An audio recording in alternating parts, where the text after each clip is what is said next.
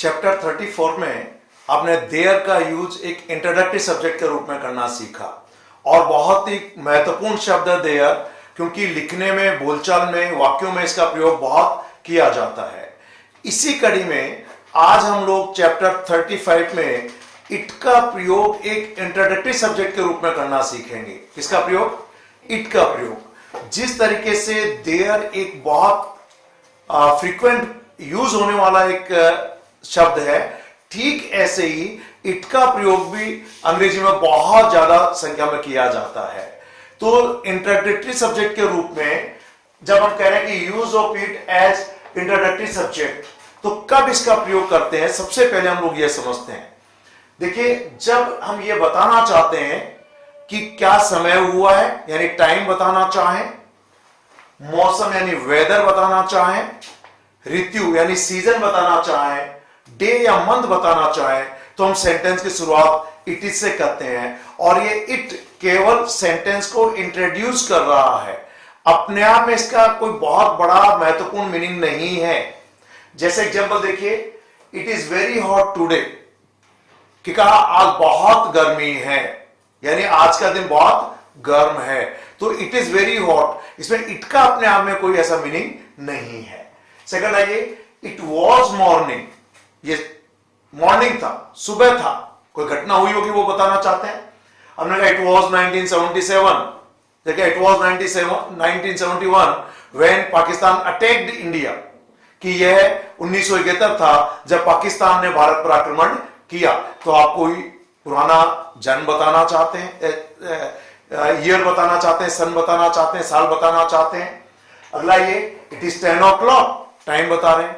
It is 2 PM, it was evening दिया गया। जैसा इट इज रेनी सीजन, ये मौसम का यानी बरसात का सीजन है, बरसात का मौसम है।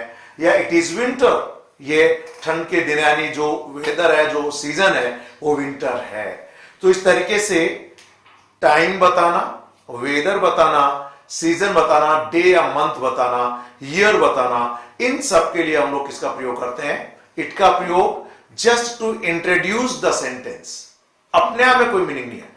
एक बहुत ही महत्वपूर्ण तथ्य समझिए यहां पर, इट हमेशा सिंगुलर माना जाता है, यह हमेशा सिंगुलर है, इसलिए इसके साथ कभी भी प्लूरल वर्ब का प्रयोग मत कीजिएगा। भले ये किसी प्लूरल नाउन के लिए प्रयोग हुआ है, लेकिन वर्ब इट के साथ क्या आना चाहिए? सिंगुलर। इसलिए ये यूं मान लीजिए, अगर वर्ब टू बी है तो मैं होगा इट इज, इट वॉज। अगर पॉजेसिव वर्ब है तो इट हैज, क्या हो जाएगा? It has. जबकि देयर में मैंने बताया था कि रियल सब्जेक्ट के अनुसार वर्ब होती है, इसलिए देयर और इट में यहां पर आकर एक बहुत बड़ा अंतर हो जाता है। और वह अंतर यही है कि देयर सिंगुलर भी और प्लूरल दोनों है। रियल सब्जेक्ट के अनुसार वर्ब का यूज कीजिएगा, लेकिन इट के साथ क्या करना? हमेशा केवल और केवल सिंगुलर सब्जेक्ट का प्रयोग करेंगे। इसलिए हमेशा क्या होगा? It is, it was. Clear हो गया? इस बात को बहुत अच्छे से समझ लीजिएगा। पॉजेसिव वर्ब है तो इट हैज। अगला इसका महत्वपूर्ण यूज पे आइए, to tell distance, price, rate और क्वालिटी। किसी वस्तु की क्वालिटी बताने के लिए, किसी जगह की दूरी बताने के लिए, या उसकी दर, कीमत बताने के लिए भी हम लोग इसका यूज करते हैं। जैसे क्वालिटी बताए, इट इज गुड, ये अच्छा है। इट इज 10 miles, 10 किलोमीटर है। इट इज 10 rupees पर kg, यह 10 रुपए प्रति किलो के हिसाब से है, यानी उसकी रेट जो है वह 10 रुपए प्रति किलो की है। आइए, यहां पे लिखा है to express state of something और नेचुरल इवेंट्स। कुछ स्वाभाविक प्राकृतिक घटनाएं हैं, जिसे हम कहते हैं रात को अंधेरा हो जाता है या रात को अंधेरा होता है, तो यह स्वाभाविक तौर पे होता है, नेचुरल इंसिडेंट है, नेचुरल इवेंट है। तो हम कहते हैं it gets dark at night. जैसे कुछ एग्जांपल देखिए, इट इज वेरी डेंजरस, ये स्थिति बताई गई है किसी चीज की, ये बहुत खतरनाक है। तो कहा ना स्टेट ऑफ समथिंग, या it was very dark there, वहां पर बहुत अंधेरा था, वहां की स्थिति बताई जा रही है कि वहां पर बहुत अंधेरा था। नेक्स्ट आइए, इट इज रेनिंग टुडे, एक नेचुरल घटना है, आज बरसात हो रही है, so it is raining today. या it gets dark at night, रात को अंधेरा हो जाता है। और किसी व्यक्ति की आदत है, is it a good habit. ये इंट्रोगेटिव में भी प्रयोग हो सकता है, नेगेटिव में भी हो सकता है और अफर्मेटिव में भी हो सकता है। प्रेजेंट में भी हो सकता है इट इज, पास्ट में हो जाएगा इट वॉज, और फ्यूचर में भी हो जाएगा it will be. It will be very difficult for us to pass the exam if you don't study, कि एग्जाम पास करने वाले बहुत मुश्किल होगा यदि हम पढ़ते नहीं है तो।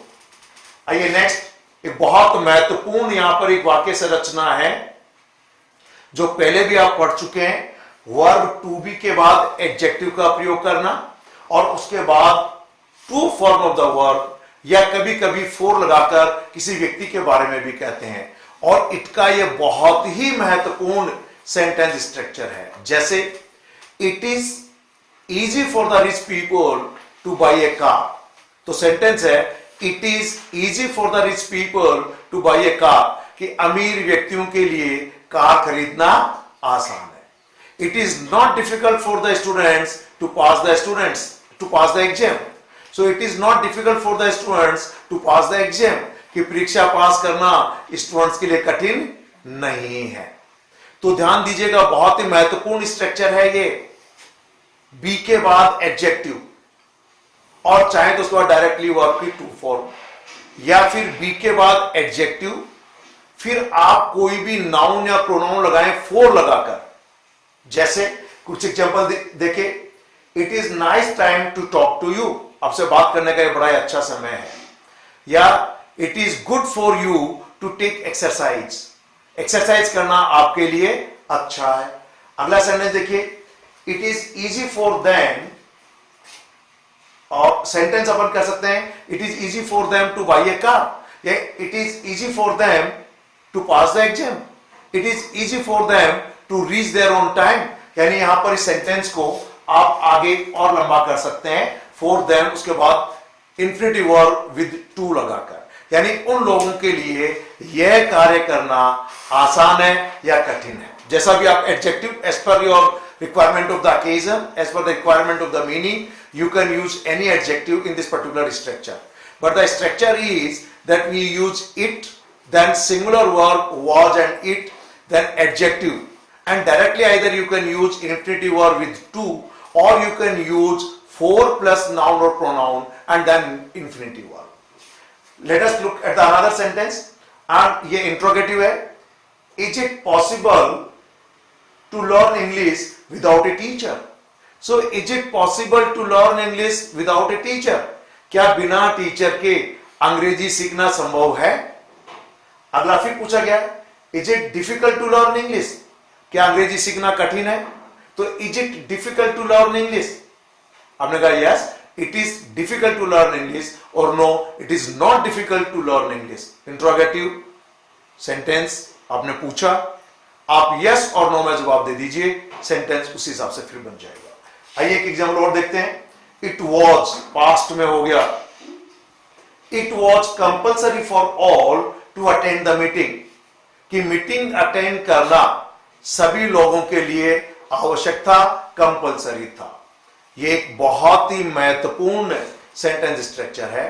इसके अलावा भी मैं आपको एक सेंटेंस और स्ट्रक्चर और बताऊंगा। यहां पर हम इट का यूज एक डमी सब्जेक्ट के रूप में कर सकते हैं। जैसे मान लीजिए एक सेंटेंस का, people say that the old fort is haunted, कि लोग कहते हैं कि जो पुराना किला है वह भूतहा है, यानी वहां भूत रहते हैं। तो पीपल से, अब हम इसको एक तरीके से पैसिव के स्ट्रक्चर में इट को सब्जेक्ट बनाया, और हम कह सकते हैं क्योंकि अधिकांश लोग मानते हैं, तो हम कह सकते हैं it is believed that, it is said that, ऐसा कहा जाता है, ऐसा विश्वास किया जाता है। इट इज रिपोर्टेड दैट, ऐसा रिपोर्ट किया गया है। तो ध्यान दें, it is believed that the old fort is haunted, ऐसा विश्वास किया जाता है कि पुराना किला भूतहा है। या it is said that there was a great king, ऐसा कहा जाता है कि एक महान राजा था। It is reported that some students stole a car, ऐसा रिपोर्ट किया गया कि कुछ लोगों ने कार चुराई। इट इज फेल्ट दैट, ऐसा महसूस किया गया, it is felt that the student should be given proper trainings, कि विद्यार्थियों को उचित ट्रेनिंग्स दी जाना चाहिए, ऐसा महसूस किया गया। तो कुछ ये स्ट्रक्चर पूरा एक तरह से पैसिव वॉइस का है। इट इज या इट वॉज के बाद work with third form, specifically it is believed that और दैट क्लॉज लगेगा, it is said that, it is felt that, या it was reported that, it is reported that. तो यहां पर एक डमी सब्जेक्ट के रूप में, सब्जेक्ट कोई और था, उसकी जगह पर हमने इट का यूज किया। आइए अगला सेंटेंस स्ट्रक्चर है एम्फेटिक सेंटेंसेस में, कई बार जोर देने के लिए, तुम ही हो जो मेरी कार ले गया था, क्या ये वही लड़का है जिसने मेरी कार चुराई थी, या आप ही इस काम के लिए जिम्मेदार होगे। तो यहां पर हम इट इज के बाद प्रोनाउन लगाएंगे, क्या लगाएंगे, प्रोनाउन। और ध्यान दीजिए प्रोनाउन के बाद सब्जेक्टिव फॉर्म लगानी है, क्या लगानी है, सब्जेक्टिव फॉर्म। हालांकि सामान्य बोलचाल में इट इज के बाद ऑब्जेक्टिव फॉर्म भी कुछ लोग बोलते हैं, एक्सेप्टेबल है भी, लेकिन ग्रामर पॉइंट ऑफ व्यू से इट इज के बाद प्रोनाउन की सब्जेक्टिव फॉर्म लगाइएगा और उसके बाद आप एडजेक्टिव क्लॉज का प्रयोग करेंगे। किसका प्रयोग करेंगे, एडजेक्टिव क्लॉज का प्रयोग करेंगे। जैसे सेंटेंस देखिए, इट इज आई, मैं ही हूं, हु हेल्प्ड यू, जिसने आपकी सहायता की। तो एक तरीके से आई पर जोर डालने के लिए प्रयोग किया गया है, मैं ही हूं जिसने तुम्हारी सहायता की थी। तो it is I who helped you. समझ में आया? प्रतियोगी परीक्षाओं के हिसाब से भी ये इंपॉर्टेंट है, क्यों है वो मैं अभी बताऊंगा। यहां पर इस हु के बाद आने वाली ये वर्ब इस प्रोनाउन के अनुसार होना चाहिए। किसके अनुसार होना चाहिए, प्रोनाउन। जैसे एक सेंटेंस अभी हाल ही में एक एग्जाम में पूछा गया था, it is I who is responsible for this loss, वह मैं ही हूं जो इस नुकसान के लिए जिम्मेदार हूं।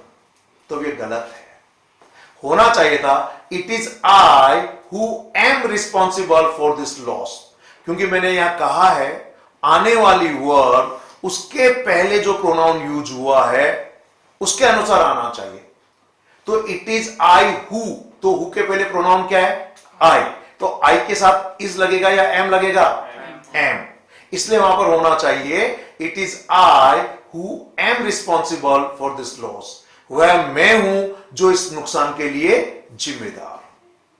बहुत अच्छा सेंटेंस स्ट्रक्चर है, हम इसे एम्फेटिक सेंटेंस बोलते हैं और उस प्रोनाउन पर जोर देने के लिए प्रयोग किया जाता है। अगला ये स्ट्रक्चर देखिए, यहां पर यू भले प्लूरल है पर यहां सिंगुलर वर्ब यूज हुआ is.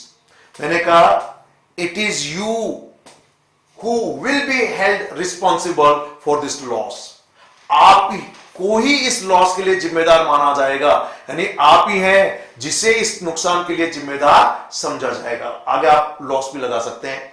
So it is you, देखिए यू भले यहां पर प्लूरल हो सकता है, ये प्लूरल के लिए भी हो सकता है। मैंने कहा it is the students who created a lot of noise yesterday in the classroom, कि वे विद्यार्थी थे जिन्होंने क्लास में बहुत सा शोर मचाया था। इसके बावजूद इट के साथ वर्ब क्या लगा है, सिंगुलर लगा है। देर होता तो प्लूरल वर्ब हो गया होता। ठीक, अगला सेंटेंस देखिए, is it the boy who stole my car. अगर आप इसे परफेक्ट में बनाएं तो बॉय सिंगुलर है तो परफेक्ट में हैज का प्रयोग हो जाएगा।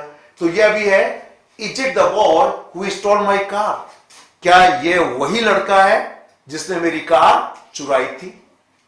आप इसको यूं भी कह सकते हैं, is it the boy who has stolen my car, क्या यह वही लड़का है जिसने मेरी कार चुराई है। एम्फेटिक सेंटेंस हो गया ना। तो ध्यान दीजिएगा, आपको किसी नाउन पर जोर डालने के लिए हम लोग इट का प्रयोग करते हैं। मान लीजिए आप मेरे घर पर आए and you knock the door, I am inside the house and I asked कौन है, और आप ये समझते हैं कि मैं हूं कहने से आप समझ जाएंगे। ठीक है, तो आपने कहा इट इज आई, क्या बोला आपने, it is I. Grammar point of view से तो यही सही है, लेकिन अभी वर्तमान समय में बोलचाल में मी भी एक्सेप्टेबल हो गया है, इट इज मी।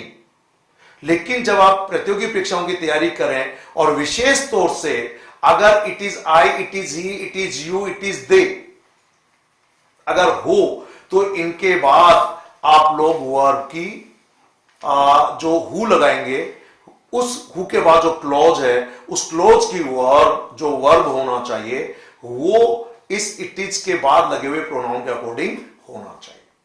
क्लियर? तो देखिए, इट का प्रयोग बहुत महत्वपूर्ण है, बहुत छोटा सा शब्द है, यह हमेशा सिंगुलर होता है। प्रेजेंट में इट इज, पास्ट में इट वॉज लगाएंगे, और ये एक तरीके से सेंटेंस में अपने आप में इसका कोई मीनिंग नहीं है, केवल सेंटेंस को इंट्रोड्यूस करने के लिए, या कहना चाहिए कि एक इंट्रोडक्टरी सब्जेक्ट के रूप में इसका प्रयोग किया जाता है और इसे सिंगुलर मानते हैं। जिस तरीके से देयर इंट्रोडक्टरी सब्जेक्ट है, ऐसे ही इट इंट्रोडक्टरी सब्जेक्ट है। तो इसके साथ इंट्रोडक्टरी सब्जेक्ट हमने चैप्टर 34 में देयर का प्रयोग सीखा और इस चैप्टर में इट का प्रयोग सीखा। आशा है, उम्मीद करता हूं आपको इसका प्रयोग समझ में आया होगा, क्योंकि इन दोनों तरीके के इंट्रोडक्टरी सब्जेक्ट का प्रयोग लिखने और बोलने में काफी संख्या में इनका इस्तेमाल होता है, इसलिए आप लोगों को इसका दोनों का प्रयोग बहुत अच्छे से समझ में आना चाहिए। Okay, thank you very much, have a nice day.